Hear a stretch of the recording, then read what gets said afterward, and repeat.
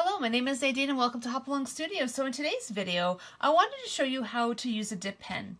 With this being the month of Inktober, I've been doing a little bit of ink drawing and I've been thinking a lot about ink drawing and how I use ink in my creative practice. And I actually had a question from a friend asking me what a dip pen was and what did I use it for. So I thought I would share what I've learned about it with you today. So to start with, let's talk about the components of a dip pen. Do you have a holder? It has these little teeth in here. Basically what that does is that causes a place of tension for you to be able to slip your nib in. The nibs don't have to go all the way in, just wherever they hold enough that you get a little bit of pressure and tension so they do not fall out. The key with a holder is you need to find something that is comfortable for your hand. This one, I think I spent $5 on it. It's considered a more premium dip pen holder, but you can get them for like not a lot of money, but they are very good to have and they do make a big difference on how it makes you feel as you work. So you definitely find something that fits your hand well. So there's a huge variety of nibs that you can use with your pen holder. I've just shown you a few of the ones that I have. I have these ones here that are quite broad. What's nice about them is they do hold quite a bit of ink and they actually have a nice shape as well too. When you press down on them, you will notice that they actually split. What that allows you to do is it allows you to go from thick to thin lines depending on how much pressure you put.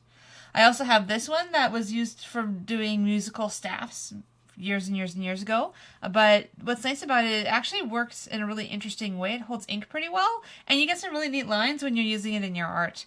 I also have this one here that has quite a chisel nib, and what's nice about that is when I'm trying to do bigger, more bold strokes. And these next three are finer nibs. I use these a lot for doing filigree, for ink retouching, and just a little bit more fine work. I'll go into this more as we go along on the video.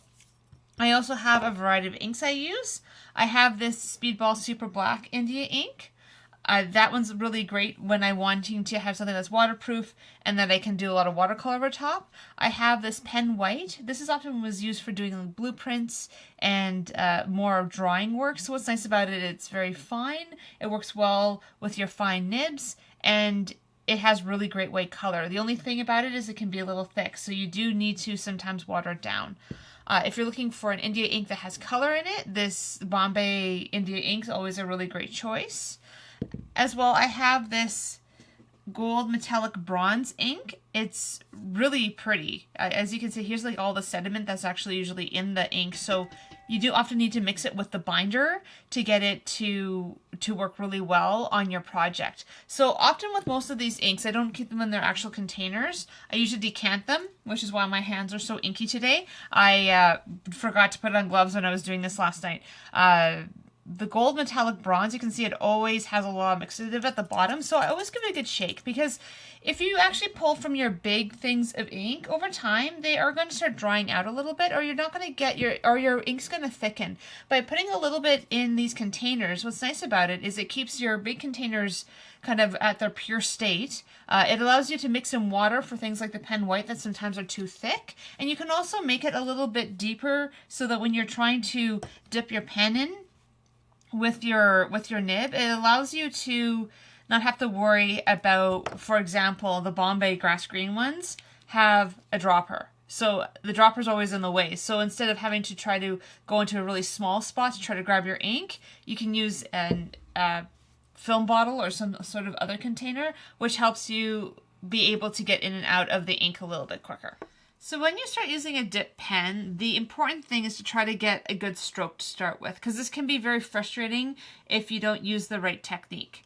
So to start with, I would use a bigger nib. I would use something that would allow me to put quite a bit of ink down on a page, just so you're not dipping every 2 seconds as you're learning. It can be a little bit challenging when you're getting used to the feel and the pace of a dip pen.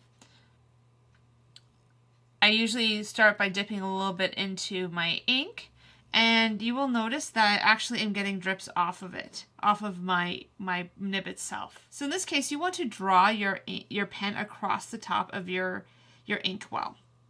What that does is that removes a lot of the excess ink that's just going to end up pooling on your page. The other thing you can do is take some nice small strokes like this to make sure you have good flow before you start. So in this case, I'm going to start by going a little thinner. And I'm going to start going a little thicker. So this is what the beauty of a dip pen is. You press harder, you get that really hard line. You press thinner, you press with less pressure, and you get other beautiful lines. So depending on what you're trying to accomplish,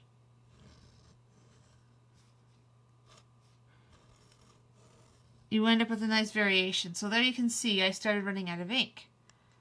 So again, you dip in, scrape the edge, do a couple of test pinks, and see, that's where it was a good thing that I did that, because I just put a big glob of ink on my page there. So it shows that you do have to go slower with this. I'm even rushing for myself as I do this demonstration, and that's the key, is you cannot be rushing while you work with a dip pen. And that's what I like about it. It is great practice for mindfulness, because there is no rushing the process of a dip pen. You have to dip in every single time you want some more ink. It forces a level of slowness that most of us don't have in our everyday lives.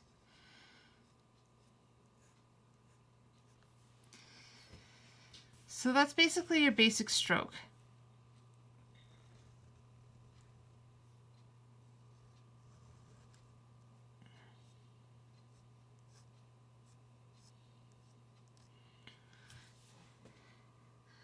So again, you can go thick and you can go thin.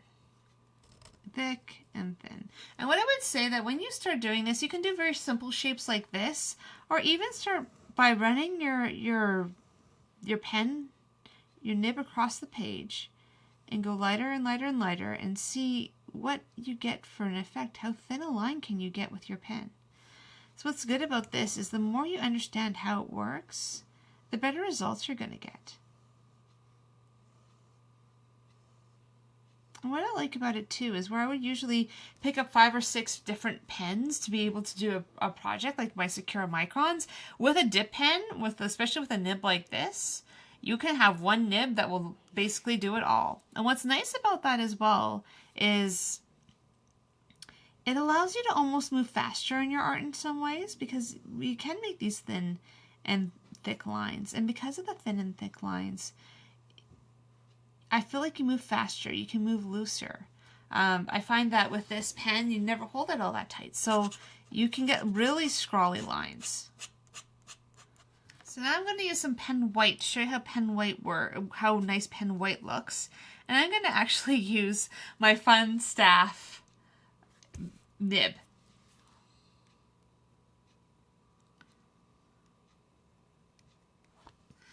And what's neat about this one is, again, it was meant to be used for musical scale.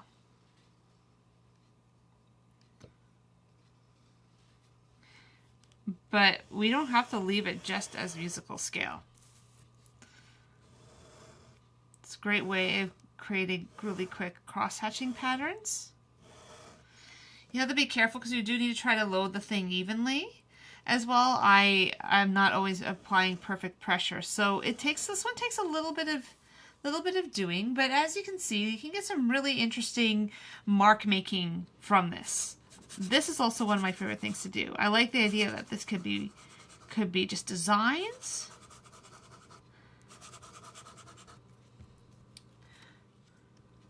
or you could look at this as water.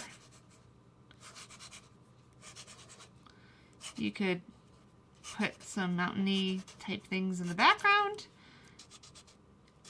It's also great for making things that look maybe like trees. So again, the imagination is your limit for how much you can do with a pen nib like this. And so when I was looking for pen nibs, I went to my local art store and asked for something unusual and funky, and this is what they suggested to me. So again, there's no limit to what you can do with it. And you can see with the pen white, if you actually get it watered down enough, like this is a little bit thinner. For me, it needs to be just a little bit on the watery side, because sometimes when I pull pen white out of the actual bottle, it can be quite thick. But this is how pen white looks on a page. So I would definitely suggest, if you like doing using black paper, definitely get some pen white. I also want to show you how to use the bronze metallic gold. So if you actually look down at the ink itself, it looks like it moves just because there's so much binder and there's so much mica or whatever they use as a gold replacement in this ink that it does have a bit of an interesting effect as it moves and as it mixes. So the key with this is you want to keep it really well mixed, because you don't want just binder and you also don't want just the mica. To have it work really well, and they also need to be together. So in this case, I have quite a bit loaded on my brush. And so this is where that chisel tip gives you a very bold line.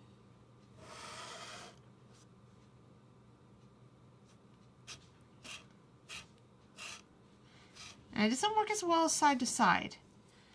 It's meant more for very strong strokes.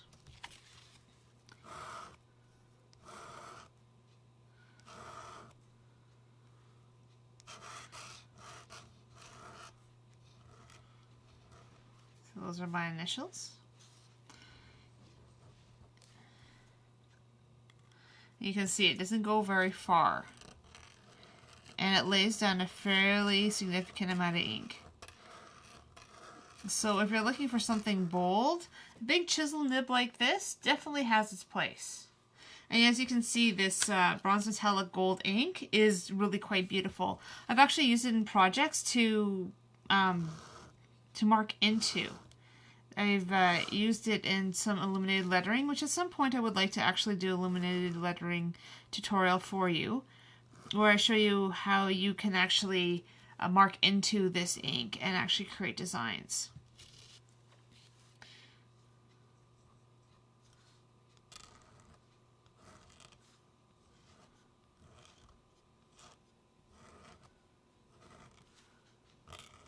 So again, a very different feel to some of the other inks I have been using. But very bold, has very great color, and I think it's a great one to use. This Winsor & Ink, the gold metallic bronze, is one of my go-to for adding interest and shimmer to my inking projects. And lastly, I wanted to leave you with the little inking and retouching filigree nibs, just to show you what a difference in thickness you're looking at.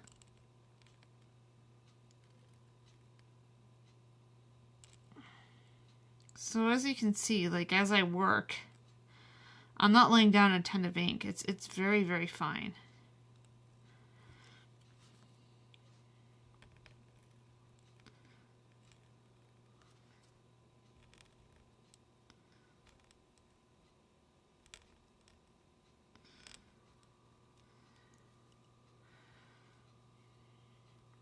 It's also great for making very tiny dots.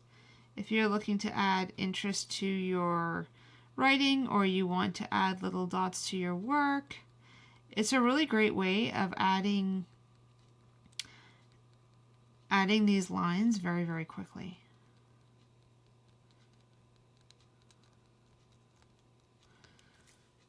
And so there you go. So again, different nibs for different things. There's so many out there. I basically went to my local art store and asked them for some interesting ones and asked them for some recommendations, because Speedball has a huge line of nibs. There's tons of different brands and varieties out there.